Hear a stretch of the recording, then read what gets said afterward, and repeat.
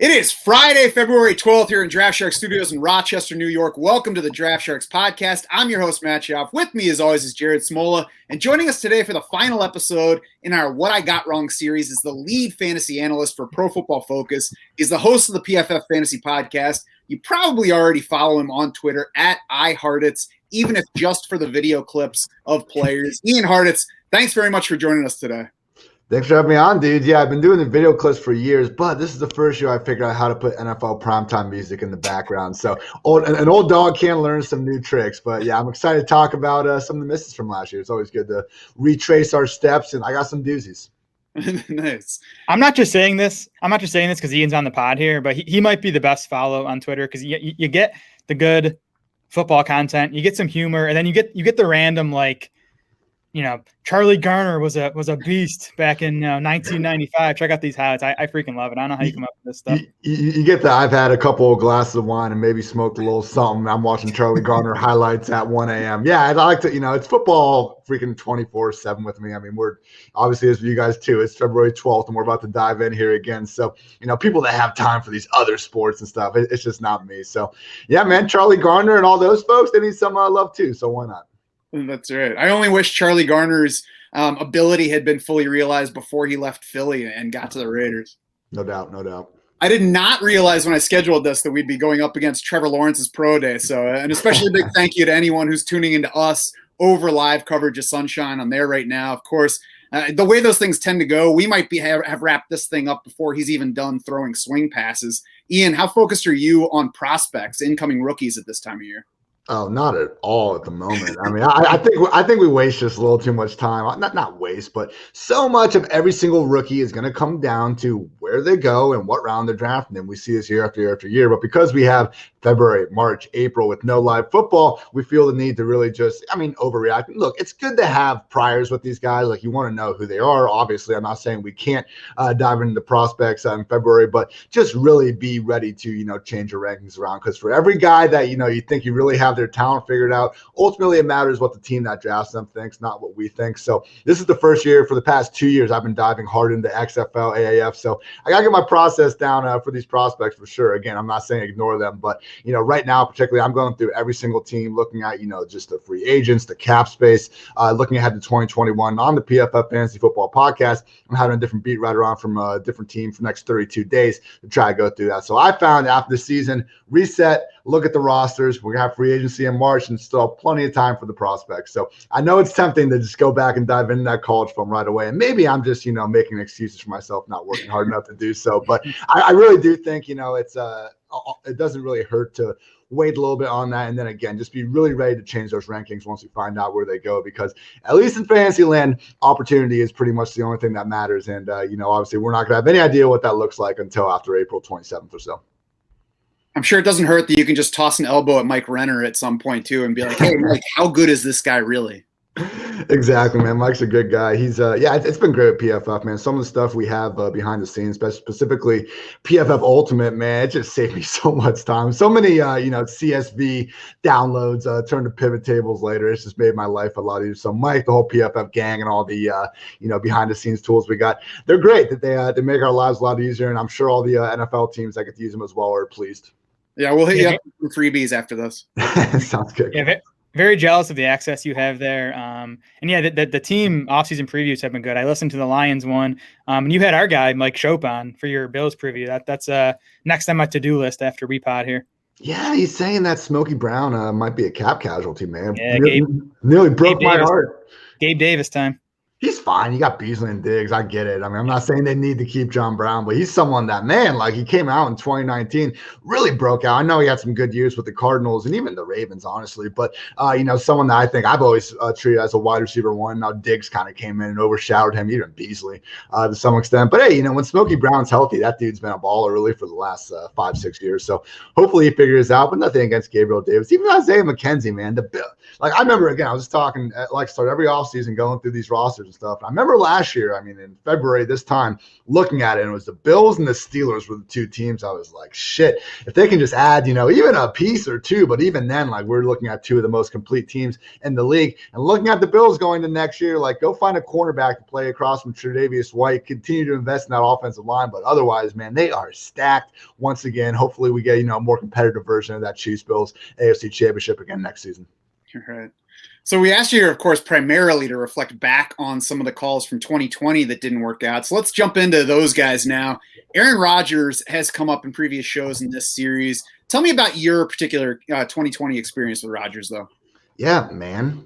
What the hell, Aaron? Where did this come from? I mean, you just look at it, and I understand Rodgers has been a great to amazing to the best quarterback we've ever seen over the past decade. He even said, throughout, he was on Pat McAfee's show every Tuesday throughout the year, and every single time it was fantastic. But one of the things he brought up early on was that a down year for him is still a career best year for someone else. But at least in Fantasyland, we really did see him on a downward trajectory. I mean, the dude from 2009 to 2016 only had 2 seasons with fewer than 20 fantasy points per game. And then he had fewer than that mark in each of 2017, 2018, and 2019, career low 17.4 fantasy points per game in that 2019 season. And then look, the one thing I guess I overlooked and should have paid more attention to is the second year in a system. And you look at Rodgers specifically, he's someone that, I remember in that Cowboys game in 2014, where they literally drew up the play, like in the huddle when he was ended up throwing to Jared Cook. Like, he's been playing playground ball for almost his entire career. So maybe I could have, Nostradamus the thoughts and been like, okay, maybe he will get the most out of him, in the actual system and continue to have that off script goodness that we've seen throughout his career. I did not. And because of that, I focused more on the fact that they didn't add anyone to the same offense he had been in the previous year, other than freaking Devin Funches, who ended up opting out anyway. So I think it's, for me, it's another lesson that continuity really matters in NFL life and all that, and it's particularly with learning an offense. And hey, guys can get better. Marquez Valdes-Scantling is someone that we make fun of the drops, but the guy also led the league in yards per reception. Already had Devontae Adams there, and when you have a true number one that good, you can see how he can elevate the other guys around him. So Rodgers, the trends were looking downward, but one trend that was looking positive for him was continuity, and I really didn't give that enough respect in hindsight. I think, too, his season is a reminder that even these future Hall of Fame quarterbacks, they're prone to peaks and valleys in touchdown rate. Rodgers had his 2 lowest passing touchdown rates in 2018 and 2019, 4.2, 4.6%, which honestly is right about league average. But for him, it was, his 2 lowest. He spiked to a career high 9.1% touchdown rate this past season. So, again, he's prone to peaks and valleys. He just had a peak. That's very likely to regress in 2021. So, I'm not sure where Rodgers' ADP is going to settle in drafts this summer, but he's probably a guy I'm going to be lower than consensus on. Yeah, I think it makes sense. I mean, we always love to shout from the mountaintops, regression with anytime anyone has a good year, but it's not so much like he's going to play worse. But yeah, to your point, it's just hard to it's hard to set a new career high in whatever stat's going to be year after year after year. So yeah, I mean, that's the thing with these quarterbacks, man. So many of them were just putting up ridiculous points this year. I think it was a new 10-year high in terms of quarterbacks who average at least 20 fantasy points per game. But yeah, we're not going to see these dudes go 9% plus year after year after year. Maybe he'll get the volume increase to kind of make up for it, but maybe they could give him a spare wide receiver or 2. I mean, it's not illegal to have more than one good wide receiver in the offense, with all due respect to MVS. So yeah, I'm with you, Jared. I'm not exactly going to be trying to completely right this wrong next year, particularly if his ADP is up there with the top 3-4 quarterbacks as we expect. Yeah, I think most of us know at this point that TD rates like that are not going to be repeated. He's at QB9 right now in early ADP, so I think even everybody is kind of reacting to that, knowing he's not going to be at that peak, but have him a little bit higher than last year. For me, the bigger takeaway is not necessarily Rodgers, but it's kind of a reminder at quarterback to watch for that guy, that proven quarterback that's going maybe just outside the top 12, but isn't dead yet. It doesn't look like he's actually gone off a cliff, where we could get him at this low price and maybe capture some of that touchdown luck that it's not foreseeable, but you can see that he's in a situation that might pay off. Matt Ryan's kind of the poster boy for that, because he's up and down every year in production, where if you get him outside the top 12, he delivers. You get him inside the top 12, he disappoints. He might be an early candidate for that mantle this year. He's QB 15 in early ADP. And I mean, when we draft Matt Ryan outside the top 12 is when he has tended to pay off for us in recent seasons. Yeah, I like that call. I see, let's see, Baker and Kirk Cousins seem like they're a little too far down the lane. So I know these ADPs will, kind of straighten out a little bit closer to the season and all that. But yeah, no, I think that Matt Ryan call is very good. And the things I think we can expect a more play action heavy offense with the Falcons. Now, obviously, Tannehill flourished in this very same system. We saw that. And, with Ridley and Julio, we got plenty of firepower. And, one thing we should pay more attention to as well, and we saw this with Russell Wilson and Dak Prescott in the early parts of the year, is, having a terrible defense for your quarterback really helps in fantasy land, gets them in a lot of shootouts, and that certainly fits the fold with Matt Ryan as well. Only other late round QB doesn't exactly fit, his mold, but whoever ends up winning that job with the Saints guys is going to be fantastic. Whether it's Taysom, Jameis, even if some wild card comes out of left field, I'd say whoever wins that Saints job, Matt Ryan, late round QB season, still alive. Yeah, right.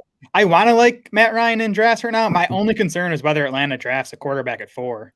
And, and we've seen, even if they draft someone like Trey Lance, who, supposedly is more of a project, these guys that get drafted high end up playing. So I think there's a chance that, Ryan is booted at some point this season. I wonder, too, if there's any chance Russell Wilson gets a little bit of that Aaron Rodgers treatment. He finished the season so disappointingly. He's getting up there in age. He's not Rodgers' age yet. But I wonder if his ADP, turns him into a value at some point in drafts. It'll be something to monitor at least.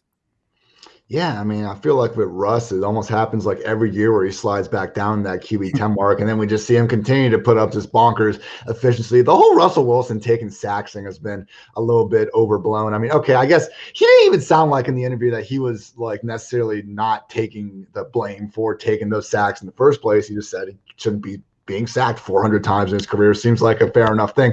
They have not spent any money on the offensive line. I understand Russ takes a lot of sacks on his own, but so does Deshaun Watson. So is Patrick Mahomes from time to time. I mean, these quarterbacks that are that good creating off script when the play breaks down, they might probably do that a little more than they should, because look at the freaking magic they pull out of their ass half the time when they do try to make that work. So yeah, it's easy to point, pull up the one clip where there's an open guy underneath or in the intermediate areas and say, oh, Russ, why do you throw this guy? Well, I don't know. He probably just threw a ball 50 yards downfield in between two defenders the previous drive to his massive, DK Metcalf wide receiver 1 or Tyler Lockett wide receiver 2. Like, we have seen this dude pull off anything over the years, and it's easy to sit back now and say, oh, he takes too many sacks, but it's one very small negative for the otherwise extremely positive Russell Wilson package. And I think people shouldn't forget that, because look, when I understand you shouldn't be letting like a wide open guy just not get him the ball, but if you're truly under pressure, like, you can either try to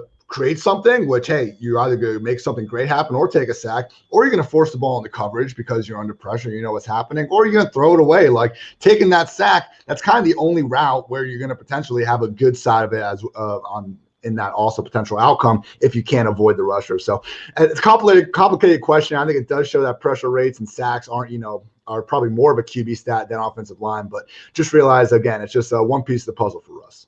I don't know. I think he really needs to go more Eli Manning and throw flailing passes when he's about to get sacked, or go full Jake Plummer and just switch it to the left hand. There's a name. Hell yeah. James Conner is the next guy up on this list, Ian, and he didn't come up for any of our other guests this week. So where were you at with James Conner heading into 2020?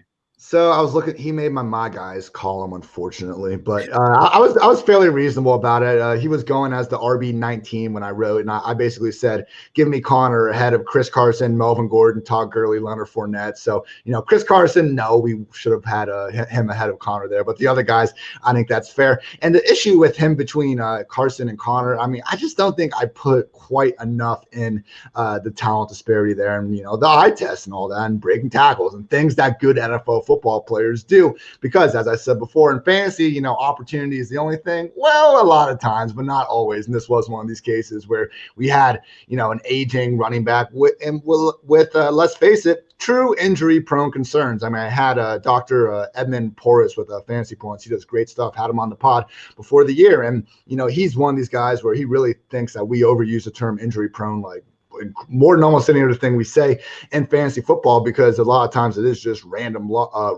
bad luck and all that. But James Conner, as a cancer survivor, as we heard in, every single broadcast for like 3 straight years, he is someone that apparently does have, just higher possibilities for getting re-injured, not being quite as strong. And I think just based on what we saw in 2019, it wasn't that hard to kind of come to that conclusion. So he was one of these guys where, okay, like at RB19, it was a decent value, and he did average 15.7 touches. He was doing okay over the first 2 weeks. We had the Mike Tomlin featured runner guy quote. Like, I understand the value there, but I think it was just one of those things where, instead of taking a stud at wide receiver, I got too caught up in looking at, hey, here's this running back that could be getting 15 to 20 touches that's available a little bit further down the draft. Like, that's great, but, why not get the 100-plus target wide receiver that we know is still a stud at that point? So I think it's a good lesson to not always, be more of a tier ranking guy than an ADP guy, because you're going to be in these best ball drafts where, you see the same guy falling round after round. Eventually you're like, well, I guess he's a value at this point. I got to take him. But sometimes, as we can see, James Conner and other examples over the years, maybe that just isn't someone you want on your team to begin with. Yeah, I think just passing on running backs in general in that range, rounds 3, 4, 5 was kind of the play in drafts last summer. As you mentioned, Ian, opportunity is king in fantasy, but opportunity and talent is, very intertwined. You need to be talented to get opportunity. I don't know, maybe, if you look at Connor's like PFF grades and all that stuff, 2018 was really his only strong season. So I don't know if that was a fluke or if all the injuries just caught up to him. But even in 2019, he didn't fare well in some of those advanced metrics. So we probably should have put some more weight into that when, projecting him for 2020. Yeah. With Conner, though, the one goofy thing that almost makes you wonder whether he was really a miss is that he was going fine until the Steelers suddenly decided to stop giving him the ball. Right around midseason, they just decided that running the ball was not the thing. And from week 9 on, Roethlisberger was averaging 45 pass attempts per game. He was averaging 6 yards per pass attempt, and yet they never shifted things back. I mean, through week 8, Conner was doing fine in terms of points per game, and then he just sucked from there on. Now, we go into every season knowing that there might be some factors that we can't foresee, and that, there's risks. And even if you can't say this is exactly why he would fail, there are still guys that can let you down. So we know the risk with James Conner. We know there is risk, and we could factor that in, whatever it ends up being. But some of this is definitely on Mike Tomlin and Randy Fichtner. Yeah, for sure. I mean, if you would have gone in before the season and told everyone, hey, just so you know, James Conner is playing 13 games this year, I don't think that he would have been being drafted as lowly as he was. Same thing with Evan Ingram, with the Giants, just one of the biggest busts in terms of, hey, we figured he'd be injured. He didn't. Why is this guy not producing like we thought he could? So, yeah, I mean, again, it was not bad at all for James Conner during the first 7-8 weeks. Disastrous week 1 campaign. Looked like Benny Snell might just be the better running back, but he did come on strong after that. And then Pittsburgh just decided to hell with running the ball, or even pretending to be able to run the ball. So yeah, again, I mean, look, and we still got 2 more guys to discuss. Like, I don't necessarily look back at my process with all these and say, oh wow, Ian, like you were a freaking idiot with this. But just we always got to try to refine things, look at the process. And Conner isn't old or anything, but I do see myself becoming more of an ageist, and just kind of being a little more picky with the talent we're talking about. David Johnson was someone who didn't completely bust, but I was also probably a little higher on than I needed to be. I mean, with running backs in particular, we see it again and again and again. I did a study last year looking at like when's kind of the leap years at every position, how long are players usually in the league. I know age is probably the better factor to go with, but with running backs, we see, in that first, 3 to 4 years of their career, overwhelming majority kind of comes in that first spot on their rookie contracts after we see them, go on a second team or second contract. There's an exception here or there, but by and large, we just don't see the same level of production. Wide receivers, quarterbacks, as I think, Jared, you said earlier, like we do kind of see some up and downs, and guys can come back even later in their career, tight end as well. But running back, it's a unique position in the NFL landscape, obviously one of the smallest kind of just, career lengths, I guess you could say, compared to other positions. So we got to treat it differently. And because of that, in the future, I'm going to try to get, some studs, some guys I'm not worried about their backs and their rickety knees and, worry about that. Let's get some running backs with opportunity and a chance to make, a hell of a lot more with it than James Conner was able to do in 2020. Mm-hmm. I think one other takeaway, too, from Conner that can apply to other players is to watch guys, and we've mentioned it in some other shows, watch guys who climb in ADP during draft season, because I love James Conner early on when he was in round 4, sometimes even snuck into early round 5. Round 3 was still okay, but then by just before the season, in tournament drafts, he was going solidly in the end of round 2. And he was definitely an uneasy pick at that point. And I think that liking James Conner was more a matter of saying, look at this group that he's part of here, and I like him among these guys. Now, if you chase that guy up another round and a half, and all of a sudden you're treating him as your guy and you're passing on, Allen Robinson or whoever your chosen wide receiver is at that level, that's something different, and maybe something to just watch as you're going through the draft season, not necessarily plant your flag and say, this is my guy and I'm taking him wherever I have to take him. Yeah, I probably got a little too much into a robust RB, trying to really come out of those first 3 rounds with 3 RBs. And yeah, last year the sweet spot was really, getting those 2 early RBs and then probably going wide receiver elsewhere. So yeah, don't reach, on roster construction if it's not a player that you think is worthy of being up there in that tier for sure.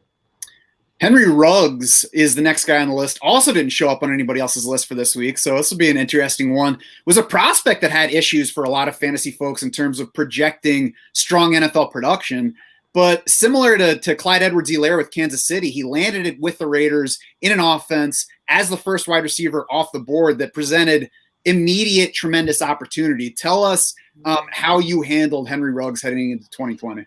Yeah, I was talking down about, rookie evaluation during February and stuff, but maybe if I had done a little bit more, I wouldn't have made this mistake. So, just hearing about that 2020 class, and we saw the returns, truly just a special group of wide receivers. And to see Ruggs be the first wide receiver drafted, go to an offense with, more available wide receiver opportunity than just about anywhere else. Yeah, I fell into it. And there were some injuries to Ruggs early in the season, and I think some stuff that was a little bit out of his control. Seeing Nelson Aguilar just emerge as the legit number 1 wide receiver in Vegas. I don't even want to take away anything from Aguilar. He was fantastic last season. People still want to use that dropping baby meme every time, his name comes up. The guy's been a legit great wide receiver for at least the past, 6-7 months. Give him some credit for that. But with Ruggs, I think I paid a little too much attention to pass coaching tendencies, which is something we always got to battle, with offensive coordinators and head coaches moving around every offseason. But basically, we had seen Jared Cook and Darren Waller in 2018, 2019 lead this Raiders offense in targets, but with the Buccaneers, Gruden's number 1 wide receiver had averaged 133 targets per season. We had Joey Galloway, Keenan McCardell, all these guys, that maybe we remember, but some of these new millennial kids won't hear about quite as much. And I say this as a millennial myself, so don't be hating everybody. But basically, put a little too much stock into something that was 10 years ago. And hey, it didn't always not work. I was in on Adam Thielen for a big reason because Gary Kubiak's number 1 wide receiver over the years balled out. So I'm not saying coaching tendencies can't help you. But in this case, he had Darren Waller, who was number 1 receiver on the Raiders in 2019, because Darren Waller is really freaking good. So me worrying about, why is Jason Witten with the Raiders? Is he going to take away from Waller? I don't think it should have been that hard to see that Waller was going to emerge as the number 1 guy, even though, a decade before, Gruden had been featuring some wide receivers a little bit more than he was doing at this point. And then also, we can go into the fit with Derek Carr not being a downfield guy. We did see Ruggs actually push Carr out of his comfort zone, when he came back for that Chiefs game for the next 8-9 weeks. Carr was actually atop the league, or at least, in the top 5 or so in terms of deep ball rate, kind of tailed off at the end of the year and kind of became more of that check down artist that we've grown to know and hate, I guess would be the right verbiage over the years. But yeah, so, Ruggs, again, I don't think anyone drafted Henry Ruggs, in round 10 or 11. It's like, oh, damn, if I just hit that 1 pick, maybe the fantasy championship would be here right now. But in a rookie class, if I would have hit on Justin Jefferson or one of these other, just stud rookies instead of Ruggs, and I know big debate kind of last August was almost for a lot of people, including me, Ruggs or Jalen Reagor, and the answer was just no. So rookie wide receivers, as great as they are, I think we should be hesitant sometimes and expecting too much immediately. We've seen more than double the amount of top 24 rookie wide receivers. We've seen more than there's been more than double the amount of rookie running backs to ball out and be top 24 performers as rookies than the wide receiver position. So, they work out. We got another great class on the way, and that's fine. But, I'm just going to be a little more careful about assuming, that one particular rookie is so much better than the others when we haven't seen any of them in the offense. And, it's just a situation where it might just be a tough first year because it usually is for guys at that position. So, Henry Ruggs, I think he could be okay moving forward. I don't know if his situation is going to be better next year in terms of targets, particularly if Aguilar is back. But, particularly in, 2021, whether it's Jamar Chase or whoever ends up, being there, I might have my rankings, early in the season, but I'm going to try to be a lot less, stubborn with it. Yeah, we'll see how this year's rookies are valued in redraft. I think we might see him overvalued after, what the 2020 rookie class. I mean, it's another great class. I mean, Chase, Devontae Smith, those guys seem like they're ready to contribute right away. We'll see where they end up going. With Ruggs, I was in a strange spot because I did not like him first consensus long-term dynasty value, but I was sort of with you being, I was a bit higher than consensus on him for 2020, just because I thought the draft capital alone that the Raiders invested in him would pretty much guarantee him a big role in that passing game. The fact that he saw just 43 targets in 13 games, that's pretty damning to me. He didn't fare well in the PFF stuff. He was 76th in yards per route run among 99 qualifying receivers. So I don't know. I feel like my long-term evaluation of him might have been correct. He might just, not be a first-round caliber wide receiver.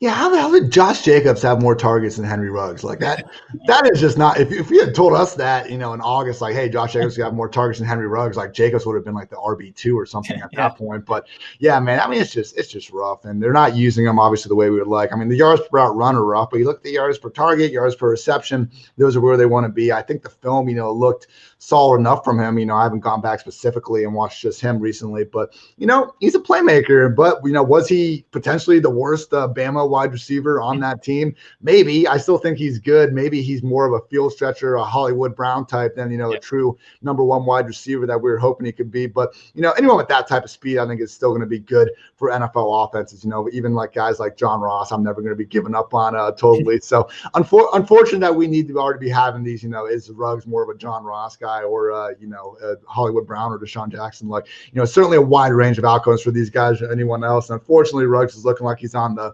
lower range of things, but not giving up just yet. Unfortunately, looking like he'll probably be more of a valuable real life and fantasy asset though in 2021.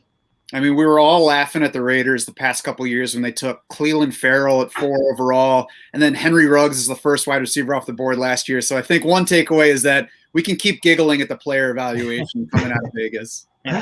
I think is it good Gruden like saying, all right, Mayock, like you do rounds 2 through 7, I'm taking round 1, and then he's like just watching the national championship and going from there. Like, I don't know, just one year after another with these guys. And hey, Gruden, we can make all the jokes we want about him, player personnel wise, because there are plenty to be made, believe me. But in terms of a play calling standpoint, the dude's been fantastic since coming in. And, that was a spot where I missed on at least the first year. And I know, like, not like they made playoff runs or had, the best offense in the league or anything like that. But if you just look in terms of just raw, like, play callers, I think Gruden's, in anyone's top 10 and maybe even top 5, particularly when you consider, some of the splits they've had first 15 plays versus when Derek Carr decides to start checking the ball down more and more. So, yeah, I really thought his number one receiver would be Henry Ruggs. Instead, it was Darren Waller, who had himself a hell of a year. So maybe, just maybe, in 2021, we can get 2 guys with over 100 targets, particularly if Aguilar leaves. But otherwise, going to be probably another rough season for Ruggs.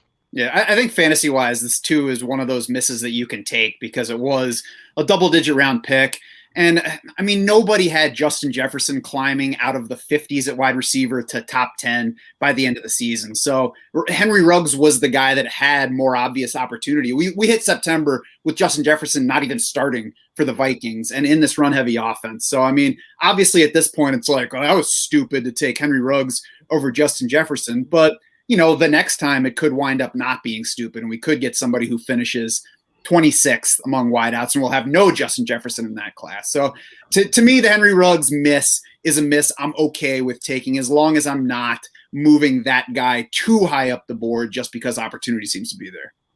Yeah, exactly. And again, I mean, we are going to see good rookie wide receivers. And I mean, even with, Jefferson and even T. Higgins, like hopefully it won't take more than a couple of weeks for them to kind of emerge in the starting lineup. But yeah, it's just a matter of not being too overly confident in a group of players that, again, we have never seen take an NFL snap. And we look at the last like 3 drafts, with Herbert, Josh Allen, Daniel Jones, like these quarterbacks that we have seen be bona fide fantasy stars, if not, in Josh Allen's case, like a legit NFL star, that when the team drafted them in the first, 10 picks, they were, widely mocked by everyone, including like guys that do this full time and, are very smart and have been great at player, at trying to figure out player evaluation. But we still see these quarterbacks, particularly in 2020, 2021, when, it seems like they're having more success than ever just coming out of school. And, we just need to be not so quick to write them off based on what we've seen them do in college. Last guy on the list is Chris Herndon. He gained some brief mention earlier in this series. Where were you at with Chris Herndon heading into 2020, Ian? Like, if you saw me in a fantasy football draft, I was taking him in round 15 every single time. I mean, look, I was far too late round tight end. And I feel like, at least I do this every year, where, it's April, May, you're looking through the league and you're like, oh, damn, I'm counting 18 or 20 tight ends I could talk myself into being pretty solid. And then, week 3 or 4 of the season comes around and you're like, well, if I don't have Kelsey, Kittle was hurt, or Darren Waller, things aren't looking so hot. So certainly fell a little bit too much in the late round tight end mold because I was that confident in Chris Herndon. So, I'm so sorry to all my best ball teams out there with the Herndon, Jay Sternberger, Blake Jarwin, triple entendre that just went straight to hell before too long. But with Herndon, I mean, look, it was one of these things where I remember talking to Matthew Friedman, who's a really great dynasty mind over at Fantasy Labs and Action Network. And I was pitching Chris Herndon, and I was like, look, only rookie tight ends average at least 8 yards per target since 2000. Mark Andrews, Gronk, Hunter Henry, Heath Miller, Aaron Hernandez, Noah Fant, Jordan Reed, Zach Ertz, George Kittle, and Chris Herndon.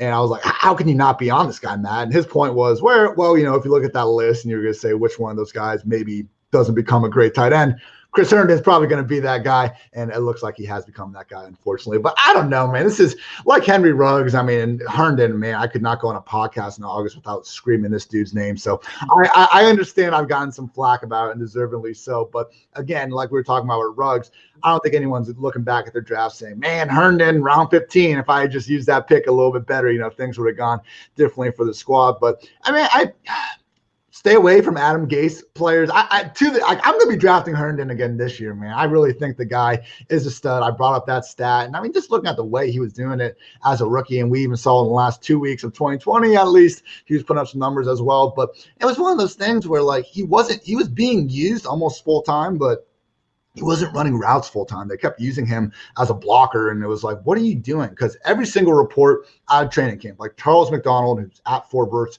on Twitter, one of the best reporters in the game, the dude could not stop talking about Herndon every single day. Why not? All they have is Jamison Crowder there, and you can say Brashad Perryman and Denzel Mims. Like, both those guys were hurt for like the first month of the season. There was no reason for Herndon not to be peppered with targets in this wide open offense.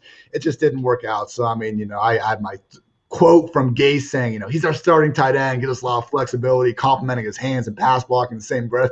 I mean, Adam Gase couldn't say a nice thing about their $52 million running back for like 3 years. And the guy's like talking up Chris Herndon every chance he gets in the offseason. So it was a wide open offense. Again, with tight end, it's very rare to find one that can feasibly be their team's number 1 or number 2 receiver pass game option. I think Herndon, certainly fit that bill last year. And hey, maybe he will even in 2021, depending on how things shake out. But yeah, I would say it's more of a lesson at the tight end position as a whole, where, hey, get one of those top 3 guys, particularly if, you're in a tight end premium league or one of those things that's rewarding it, because we're seeing Kelsey and Waller and Kittle when he's healthy. Just, the discrepancy between them and the other tight ends is so much larger than pretty much any other pool. Like, it's, those guys are kind of the pass catching RBs or the rushing quarterbacks of, their position, just in terms of, even if they don't have, dual threat talent like those guys, like, we just don't see tight ends getting the 140, 150 plus targets in other offenses. So really try to get one of those guys in the first couple rounds if you can, and then when you take a shot on Chris Herndon in the 15th, it won't be necessarily making and breaking the team. And please keep Adam Gase out of the league now that he has mercifully been fired. And did you like how he shot you a middle finger there at the end of the season by giving Chris Herndon 2 killer weeks to end the year as he knew he was going out the door? I've been doing this all season, bitches. You guys saw that Penn State tweet where they were like, we've had a player playing every Super Bowl except 5. And I sent a tweet that was like, most fantasy points were given among tight ends in 2020 with a little asterisk. And it was like Darren Waller, Chris Herndon. And it was like, week 16 and 17 for who's counting. I'm still in on Herndon. I've done one draft this offseason. I have one Chris Herndon share. So I'm Let's go. 100% exposure. He's still going to be cheap. I still think he's good. Adam Gase was the problem. Gase is gone. Herndon bounces back in 2021. He's going outside the top 20 at this point, maybe outside the top 24. So you could get him at like Jimmy Graham prices now. I'm going to come back on this show next year. And, my new reasoning for 2020 Chris Herndon was just getting that muscle memory, get used to drafting him, because in 2021, that's going to be truly when this dude breaks out. But yeah, again, it's not, with some of these guys, and I think, we talk about dudes sucking or being shut down. Like, it's not like, okay, the guy dropped a ball or two throughout the year, but, I'm pulling up his game log now. It's not like we had these like 8 target games where, he just wasn't catching anything. The dude went like 6 catches, 37 yards in week 1, and then had one game until week 17 where he had more than 4 targets. Like, they just wouldn't throw him the ball. And when you're not being thrown the ball, you're not going to be able to catch the ball. So we can talk about, players of talent are the ones that earn those opportunities. I'm not saying, someone like Deontay Johnson is bad, because of the drops or anything like that. But at the same time, Chris Herndon, trust the guy. We've seen how many players just ball out as soon as Adam Gase leaves the picture. Chris Herndon would certainly not be the first, and I think he has the talent to warrant 100% exposure, even as we get these best ball drafts up more, up more in the quantity of this one. Right. I think normal logic does not apply when talking about Adam Gase football team. So I still think Herndon is talented, even though he didn't get the opportunity last season. He is the lead fantasy analyst for Pro Football Focus. He's the host of the PFF Fantasy Podcast, and he's always just days away from tweeting video compilations of your favorite player at Hartitz on Twitter. Ian, thanks very much for joining us today. Thank you, dude. This was fun. Looking forward to hopefully another DraftSharks Best Ball Invitational. We'll see if I make the cut. But, yeah, I'll have to get you guys on the PFF pod sometime. Appreciate the time. I expect to see you back here with the green mirror shades after Chris Herndon season. I love those things. Sounds good. You can, of course, also find us on Twitter. We are at DraftSharks. Jared is at SmolaDS. I am at SchaufDS. It's SCHAUF. For Ian Hartitz, Jared Smola, and the rest of the DraftSharks crew, I'm Matt Schauf saying thanks so much for swimming with us.